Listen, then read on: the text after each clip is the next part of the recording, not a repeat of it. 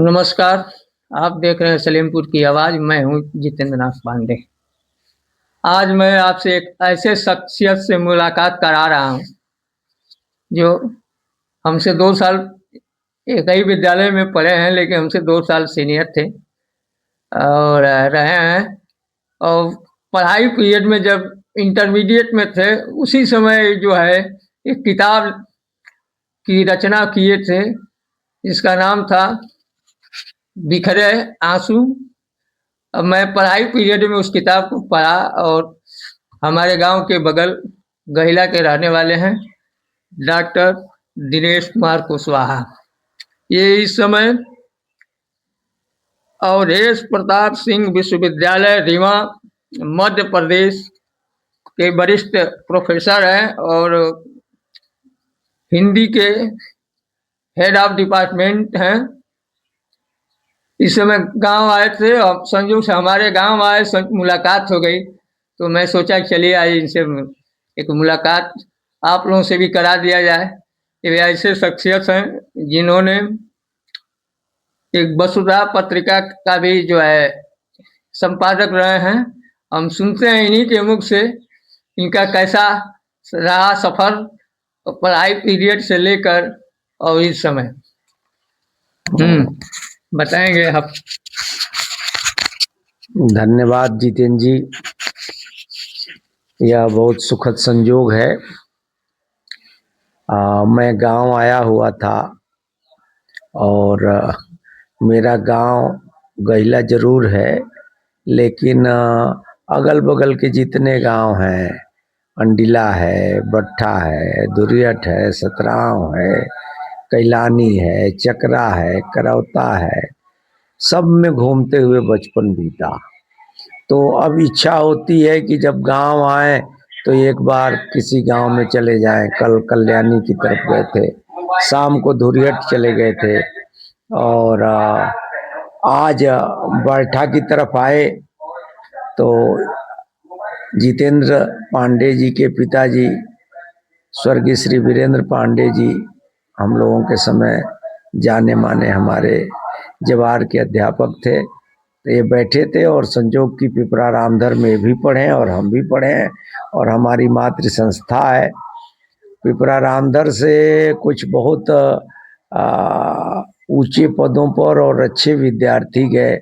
हमारे पहले बैच में इंटर के राजीव कृष्णोपाध्याय अंडिला के थे, वो जनरल मैनेजर पद से भाषा के स्टेट बैंक में अवकाश लिया उन्होंने। उसके बाद रामेश्वर नाथ तिवारी और संजय उपाध्याय थे और फिर हमारे बैच में मैं था। उसके बाद से लगातार जीवन संपर्क विद्यालय से बना रहा और गांव जवार से भी उसी तरह से जुड़े हुए हैं। बहुत अच्छा लगता है। हालांकि कुछ भी किसी विद्वान ने कहा है कि दुनिया रोज बनती है, तो उसमें जोड़ दें कि दुनिया रोज बदलती है। 100 साल पहले के जितने घर थे अब एक घर नहीं बचा, लोग नहीं बचे, और जो हम लोगों के समय जिनकी दाढ़ी मूछ नहीं थी वो सब लोग एक तरह से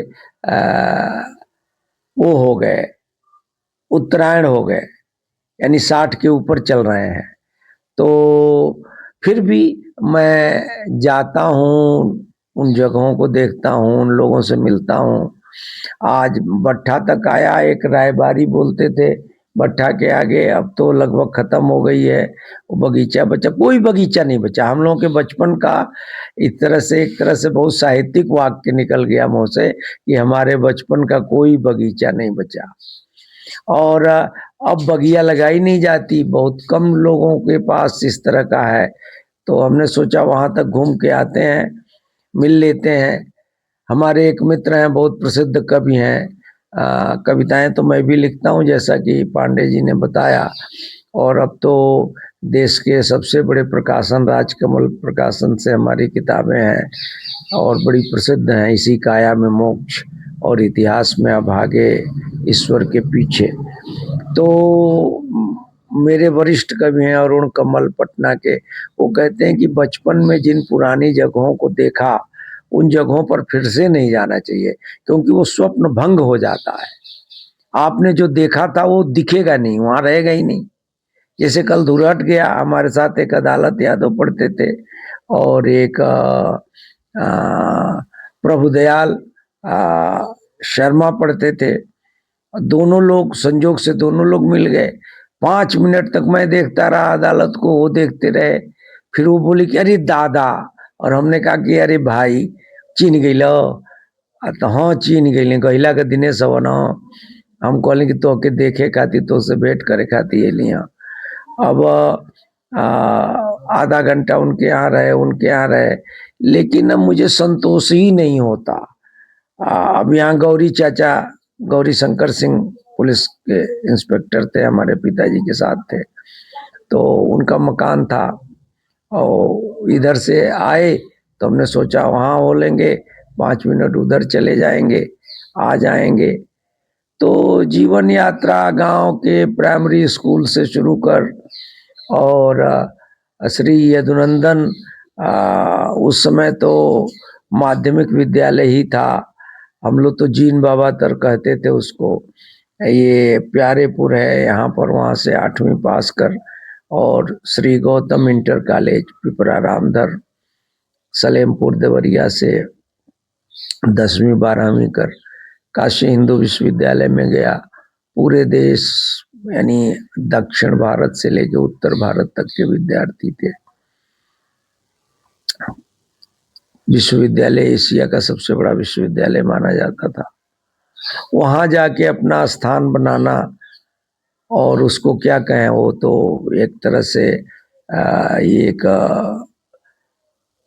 गौरव की बात है कि पिपरा रामधर और गहिला से चल के वहाँ नंबर 1 स्थान बनाना है। और फिर गुरुओं की कृपा बहुत रही मुझ पर। सिरसेवक मिश्र रहे कसली के, हिंदी के जाने माने अध्यापक थे। श्री अनंत हाई स्कूल सतराव में, बाद में अड्डा वाली परसियाँ में जनता इंटर कॉलेज के प्रिंसिपल हुए। मुझे जब पता चल जाता था कि जिस कॉलेज में पढ़ता, भले पिपरा रामधर था, लेकिन जिस विद्यालय में हिंदी का कोई अच्छा व्यक्ति है, अच्छे अध्यापक हैं, तो उनसे प्रणाम कर उनके निकट जाकर कुछ न कुछ सीखता था। स्वर्गीय सिरसेवक मिश्र जी को पूरा का पूरा जवार 10 गांव के लोग सब व्यास जी कहते थे, तो उन्होंने भी बहुत सिखाया। पिपरा रामधर के गुरुओं ने सबसे पहले मुझे याद आते हैं स्वर्गीय राम वृक्ष तिवारी, इतिहास के प्रवक्ता थे, उन्होंने सिखाया। शिवतार पांडे ने सिखाया, शास्त्री जी के नाम से सब लोगों ने सिखाया। और आज तो 30 वर्षों 32 वर्षों से वहीं सहायक प्राध्यापक हुआ, फिर सह प्राध्यापक हुआ, जिसको आजकल एसोसिएट प्रोफेसर, फिर असिस्टेंट प्रोफेसर, फिर एसोसिएट प्रोफेसर, फिर प्रोफेसर, फिर लगातार 2003 से हेड ऑफ डिपार्टमेंट हूँ। पूरे भारतवर्ष में शायद ही कोई ऐसा प्रोफेसर होगा जो किसी विश्वविद्यालय का इतने दिनों तक हेड ऑफ डिपार्टमेंट रहा हो। तो ये सब हमारे गुरुओं की कृपा है, माता पिता का आशीर्वाद है, और ये जितेंद्र पांडे जैसे मित्रों का स्नेह है, जो आज 50 साल बाद, 80 के बाद भी इस तरह से प्रेम से याद करते हैं। तो अपने गांव जवार के सारे लोगों को मैं हाथ जोड़कर प्रणाम करता हूँ। सब उनका आशीर्वाद बना रहे। धन्यवाद जितेंद्र जी।